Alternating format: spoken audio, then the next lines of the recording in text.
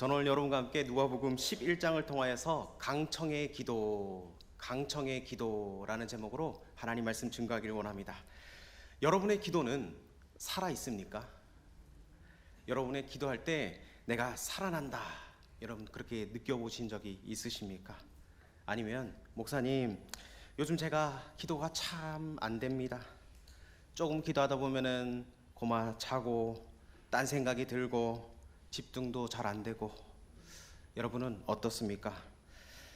기도의 흥미를 잃어버린 경우가 우리에게 상당히 많습니다. 이건 초신자나 목사인 저도 마찬가지입니다. 기도의 흥미를 잃어버릴 수 있는 경우가 상당히 흔하게 우리에게 찾아온다는 겁니다. 그 중에 하나가 기도가 응답되지 않아서, 또 하나님의 존재에 대한 의심 혹은 하나님의 사랑에 대한 이 의심이 나도 모르게 우리에게 와닿을 때가 있다는 겁니다. 그래서 기도해도 별 소용이 없구나, 이런 생각을 우리 스스로가 하게 된다는 겁니다. 그래서 기도에 대한 열심을 잃어버릴 때가 많다는 겁니다. 만약 그런 상황이라면 시편의 시인들의 고백이 이해가 될 겁니다. 시편 10편 1절에 여호와여 어찌하여 멀리 서시며 어찌하여 환난 때에 숨으시나이까. 아멘. 여러분, 하나님이 멀리 서신 것 같습니다. 환난 때에 숨으신 것 같습니다. 그리고 시편 13편 1절에 여호와여 어느 때까지니까 나를 영원히 잊으시나이까. 주의 얼굴 나에게 어느 때까지 숨기시겠나이까. 하나님이 나를 잊어버린 것 같습니다. 하나님 나에게 숨으신 것 같습니다. 그리고 시편 43편 23절에 주여 깨소서 어찌하여 주무시나이까. 일어나시고 우리를 영원히 버리지 마소서. 하나님이 주무신 것 같은 그런 마음이 있다는 겁니다. 어떤 응답되지 않은 상황이 저와 여러분에게 당연히 있습니다. 지금도 어찌 보면 현재 진행형이라고 볼 수가 있습니다. 이럴 때 오늘 본문 말씀이 우리에게 던지는 메시지가 무엇인지 오늘 말씀을 통해 살펴보기를 원합니다. 본문의 이야기는 이렇게 소개되어 있는데, 밤중에 친구를 찾아옵니다. 먼저 1세기의 집안을 구조를 보게 되면 물론 지금도 우리가 사는 집마다 구조가 다릅니다. 예수님이 살던 당시에도 집안 구조가 다 사는 사람마다 조금씩 달랐겠지만, 일반적인 의미에서 1세기 당시에 이스라엘 집 구조는 어떻게 생겼느냐, 우리 자막을 통해서 보겠습니다. 자, 잘 보이십니까? 저기 보면은 저게 1세기의 가옥 형태라고 합니다. 문 앞에 말하고 있는 사람이 보이십니까? 저기에서 문 앞에 서 있는데, 문 앞에서 노크를 했다고 하면은, 그러면 그 문을 열게 되면 어떻게 되어 있냐면 앞에 마당이 있습니다.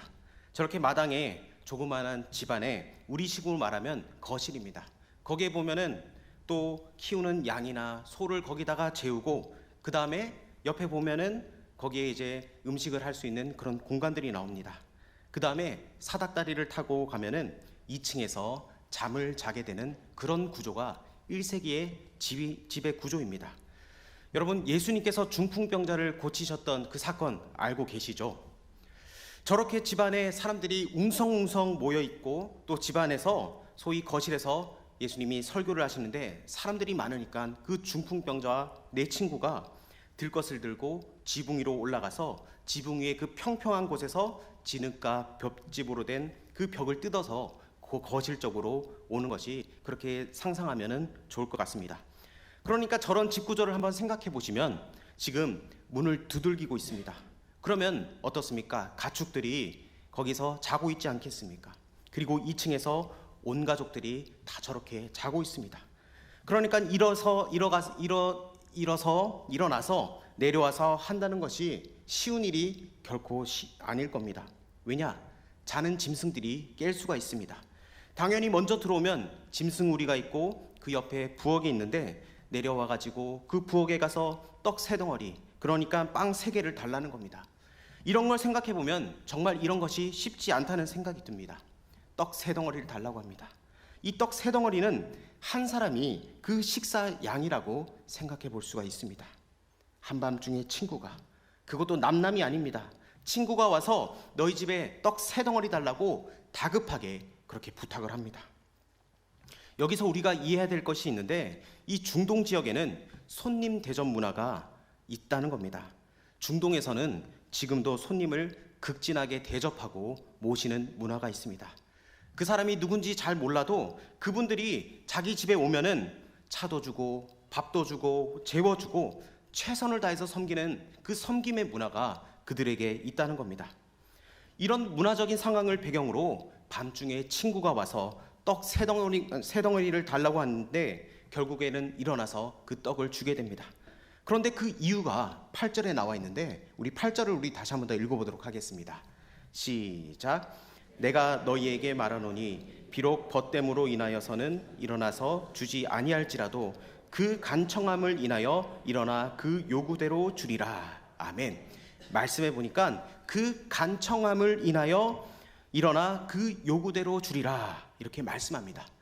옛날 성경에는 강청, 강하게 요구하다. 지금 성경은 간청, 간절할 간자를 써서 간청이라고 그렇게 번역을 합니다. 그런데 이것을 원문으로 좀 더 살펴보면 부끄러움 없이 지속적으로 요청하다 이런 뜻인데 오히려 옛날 번역인 강청이 더 번역적으로 매끄러운 것 같습니다. 그래서 제가 오늘 강청의 기도 이렇게 지었습니다. 부끄러움 없이 그냥 막 들이대면서 내놔라, 필요하다, 부탁한다 이렇게 요청을 하고 있는 겁니다. 이 이야기가 이제 친구이기 때문에 내가 너에게 안 줄 거다, 너가 이렇게 강청하기 때문에 내가 준다 하고 문을 열어서 떡 세 덩어리를 준 겁니다. 그러면 예수님께서 이 비유를 통해서 무엇을 말씀하시려고 하는지 우리 9절과 10절을 한번 읽어보도록 하겠습니다. 9절하고 10절입니다. 시작. 내가 또 너희에게 이르노니 너희에게 주실 것이요 찾으라 그러면 찾아낼 것이요 문을 두드리라 그러면 너희에게 열릴 것이니 구하는 이마다 받을 것이요 찾는 이는 찾아낼 것이요 두드리는 이는 열릴 것이니라. 아멘. 예수님께서는 이 비유를 통해서 7겹의 약속을 주셨습니다. 구하라 그러면 너희에게 주실 것이다. 두 번째 약속을 찾으라 그러면 찾을 것이다. 세 번째 약속 문을 두드리라 그러면 너희에게 열릴 것이다. 그러고 나서 다시 한번 비슷하게 반복을 하고 있습니다. 구하는 이마다 받을 것이다. 이것이 네 번째 약속. 다섯 번째 찾는 이가 찾을 것이다. 여섯 번째 문을 두드리는 이에게 열릴 것이다. 그러니까 지금 좀 반복된 것 같지만 그 정도로 새기고 있습니다. 구하라 틀림없이 받을 것이다. 얻을 것이다. 찾으라 반드시 찾을 것이다. 문을 두드리라 반드시 너에게 열릴 것이다. 이 이중의 약속을 반복하면서 죄악인의 또 죄악인을 하고 있다는 겁니다. 그러면서 마지막 일곱 번째 어떻게 말씀하시느냐. 13절에 너희가 악할지라도 좋은 것을 자식에게 줄 알거든 하물며 너희 하늘 아버지께서 구하는 자에게 성령을 주시지 않겠느냐 하시니라. 이렇게 말씀합니다. 그런데 여러분 성경을 많이 읽으신 분들은 마태복음의 9절과 이것이 약간 다르게 보입니다. 누가복음에서는 같은 본문인데 좋은 것으로 주시지 않겠느냐라고 했던 마태복음과는 달리 성령을 주시지 않겠느냐. 이 누가복음의 저자는 성령으로 이 말을 바꾸었다는 겁니다. 여기에는 무슨 의도가 있겠습니까? 여러분 제가 질문 하나 하겠습니다. 누가복음 누가 지었습니까? 그렇습니다. 누가가 지었죠. 그리고 누가가 누가복음을 쓴 후에 무슨 성경을 썼는 줄 아십니까? 사도행전이죠. 그리고 이 누가복음과 사도행전은 원래 한 권입니다. 따로따로 누가복음이 쓰고 나서 2년 3년 지나서 사도행전을 쓴 게 아니라 이어서 쭉 썼다는 겁니다. 그런데 우리가 사도행전 1장과 2장에 나오는 내용을 우리가 잘 알고 있는 오순절 성령 강림 사건이 나타납니다. 그리고 이 누가복음과 사도행전을 딱 합쳐버리면 그 중앙에 있는 스토리가 바로 이 성령 이야기라는 겁니다. 성령이 우리 가운데 임하는 역사입니다. 그래서 마태복음은 하늘에 계신 너희 아버지께서 구하는 자에게 좋은 것으로 주시지 않겠느냐, 이것을 누가복음에서는 너희 하늘 아버지께서 구하는 자에게 성령을 주시지 않겠느냐라고 말씀을 하고 있습니다. 우리가 그렇게 기다리고 기다렸던 그 성령의 강림의 역사, 우리에게 오시는 그 역사, 우리의 인생의 물된 동산과 같이 성령으로 늘 충만한 삶, 우리의 환경에 일희일비하는 그런 얄팍한 인생이 아니라 환경에도 상관없이 늘 생수를 퍼올릴 수 있는 그런 성령 충만한 삶을 말해주고 있다는 겁니다. 그래서 하늘 아버지께서 너희에게 좋은 것을 주시지 않겠느냐, 이것을 한마디로 얘기할 때 여러분들 어떤 상상이 드십니까? 자녀가 없는 집에 하나님께서 자녀의 그 출산의 복을 허락해 주십니다. 그리고 우리 자녀가 이제 취업을 해야 되는데 취업의 문이 열리는 겁니다. 그리고 우리 자녀들이 결혼을 해야 되는데 결혼 정년기가 지났는데 딱 데리고 옵니다.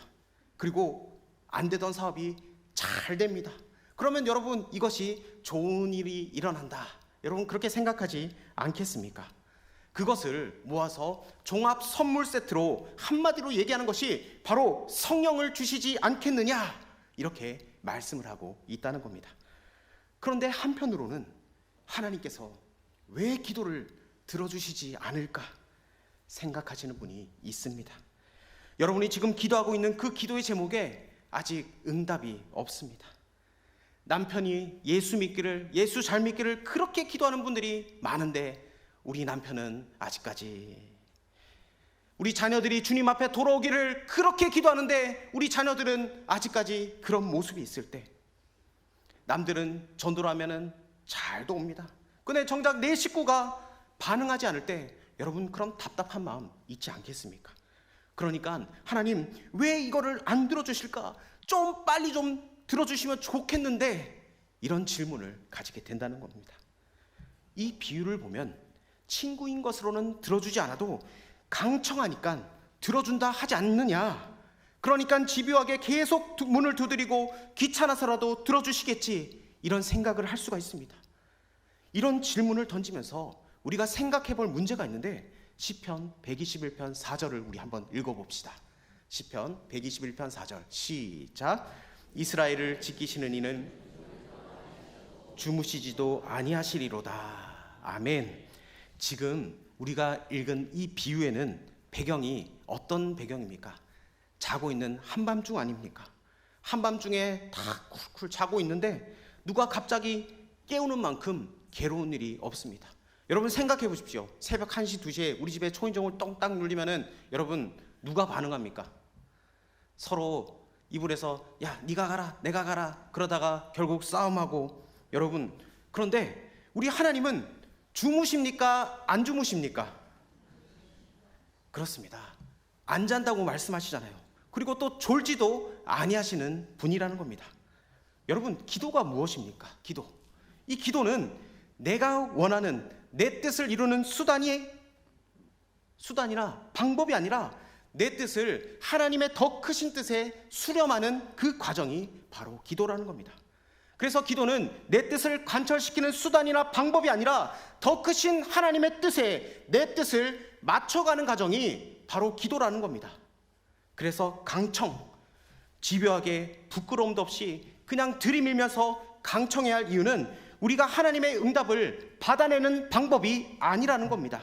그냥 무조건 때를 써서 그냥 수도 없이 두들겨봐라, 그러면 귀찮아서라도 줄 테니까 하는 어떤 기도 응답을 받아내는 방법으로 지금 이 비유를 우리에게 주신 것이 아니라는 겁니다. 왜요? 우리 하나님은 주무시지 않으시는 분이니까. 그러니까 잘밤에 가서 요청을 하고 새벽에 가서 요청을 하고 대낮에 요청을 해도 우리 하나님은 주무시는 분이 아니라는 겁니다. 그런 의미에서 하나님께 우리가 기도의 응답을 받아내는 이 강청은 방법론적으로 우리에게 주어진 게 아니라는 겁니다. 오히려 하나님이 우리를 만들어내시고 빚어내 가시는 그 과정이라는 겁니다. 하나님이 우리를 보실 때 우리를 만들어가는 과정이 바로 기도라는 겁니다.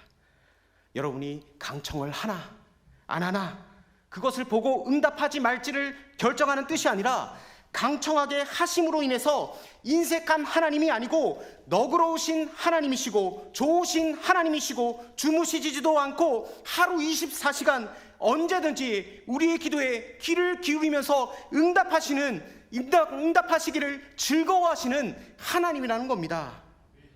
그 하나님의 입장에서 생각해 볼 때 왜 우리로 하여금 계속해서 구하고 찾고 문을 손으로 아프게 두들기게 하시는가? 그것이 의문이고, 그래서 하나님이 우리를 사랑하지 않나 봐, 인색하시나 봐, 하나님이 주무시나 봐, 이런 질문을 막 던지고 있는 우리에게 계속해서 하나님 앞에 기도하면서 하나님은 우리에게 이 강청하는 기도를 통해서 우리를 하나님이 원하시는 방법으로, 모습으로 만들어 가시고 그 과정 속에서 이 강청의 기도를 사용하신다는 겁니다. 여러분, 이 비유를 통해서 이제 우리가 하나님 앞에 나오는 이야기로 바꿔서 생각해 보면 하나님은 우리의 친구 정도가 아니라는 겁니다. 왜요? 하나님은 우리를 위해서 생명을 내어주신 구원자십니다. 그리고 우리가 아빠, 아버지라고 지금 그 얘기를 하고 있습니다. 우리를 아빠, 아버지라 부를 수 있게 해주시는 분. 그런데 이 친구가 밤중이라도 자기 그 옆집에 가서 떡덩이 3개를 달라고 할 수 있었던 이유는, 여러분 생각해 보십시오. 오른쪽에 있는 이웃은 나와 아주 친합니다. 그리고 그 옆에 있는 친구는 나랑 친하지 않습니다. 그런데 여러분, 어려운 일 있을 때 친한 친구한테 가겠습니까? 안 친한 친구한테 가겠습니까? 여러분, 급할 때는 그렇습니다. 친한 친구 집에 갈 겁니다. 그게 전제입니다. 우리가 왜 하나님 아버지께 기도하느냐? 바로 낯선 분이 아니라 친하신 분이니까. 그래서 가서 구하지 않느냐? 지금 그거를 우리에게 말씀하고 있는 겁니다. 그분은 너희에게 항상 좋은 것을 주시려고 하시는 아빠, 아버지시다. 그래서 그분한테 가지 않느냐? 지금 그걸 말씀하고 있는 겁니다. 그 다음에 이 사람을 보니까 친구이기 때문에 주지 않지만 강청하니까 줬다. 그런데 여러분, 친구인 정도가 아니라 너를 위해서 생명까지 내어주신 그 아들을 내어주신 바 된 그 하나님 아버지께서 강청하는 자기의 자녀, 그 구하고 찾고 문을 두드리고 하는 그 자녀에게 왜 안 주시겠느냐? 지금 이 이야기를 하고 있다는 겁니다. 그런데 우리 아빠, 아버지께 간구하고 있는데 왜 자꾸 지연이 될까? 왜 지금 내가 원하는 대로 응답해 주시지 않을까? 이 질문에 대한 답은 인색하거나 주무시거나 관심이 없으시거나 나를 사랑하지 않아서가 아니라 그 하나님 아버지께서 우리의 기도 속에서 지금 우리를 만들어 가시려고 하는, 우리를 빚어 가시는 하나님의 계획이 있다는 겁니다. 기도가 이 지연 속에서 지금 내 생각에는 지금 이거 응답해 주시는 게 제일 좋아. 내 생각에는 적어도 올해 안에 이 응답이 와야 제일 좋을 거야. 그래야 정말 모든 게 최적화가 될 건데, 그런 생각이 듭니다. 그런데 하나님은 전혀 내 생각과 내 핀트와 빗나가고 타이밍도 지나가고, 하나님은 여전히 나를 무릎 꿇게 하시고 나를 기도하게 하신다는 겁니다. 그게 어쩌면 일주일이면 끝날 일을 40년 광야로 돌아가게 하시는 이스라엘 백성처럼 그 과정 속에서 하나님께서 하나님의 뜻 가운데 여러분을 거룩하게 하여 주시고, 하나님의 뜻이 무엇인지를 발견하게 하여 주시고, 알게 하여 주시고, 더 큰 가치를 발견하는 그 과정 속에서 여러분의 그 무릎을 꿇게 하시는 줄 믿습니다. 그리고 하나님의 타이밍은 절대로 늦지 않습니다. 하나님의 타이밍은 노라고 할지라도 하나님의 타이밍은 가장 완벽하다는 것을 여러분 기억하시면서 오늘도 나를 무릎 꿇게 하시고 기도하게 하시는 그 과정을 통해서 하나님의 뜻을 이뤄가고 계신다는 사실을 믿고 나아갈 수 있는 저와 여러분 되길 주의 이름으로 축복합니다. 기도하겠습니다.